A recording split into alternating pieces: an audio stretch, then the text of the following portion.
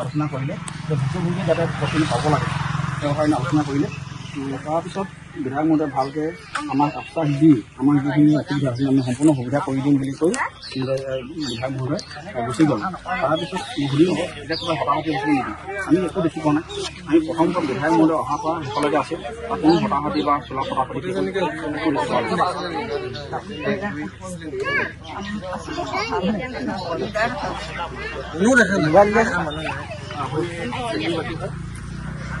কালি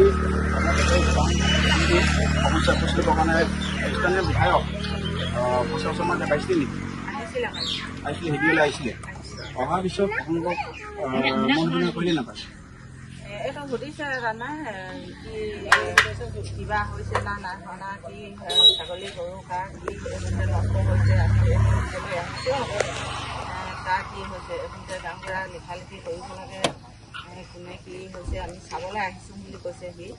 এতিয়া চাবলৈ আহোঁতে তেতিয়া সি কৈছে যে আমি আন বস্তু আমি চোৱা নাই, আমি এইখিনিতে কি খাবলৈ পোৱা নোপোৱা এইটো আমি সুধিবলৈ অহা নাই, খালি কাৰ বস্তু কি নষ্ট হৈছে বুলি সুধিছে। এতিয়া এইখিনি কথাহে আমি বিচাৰি আহিছোঁ। আমি কিবা এটা দিম বুলি বা কিবা এটা আনিছোঁ বুলি কোৱা নাই। ইমান দীঘলকে নকবি, আকৌ সুধি দিবি কিবা বেলেগ এটা সুধিবি। দীঘলকে ক'ব নাজানো যে কি ক'ব লাগে অকল হেৰিটো মানে ভাস্কৰ শৰ্মা আহিছিল এনেকে আমি খবৰে নাপালো বাকীখিনি কি মানুহ হেৰি কৰিলে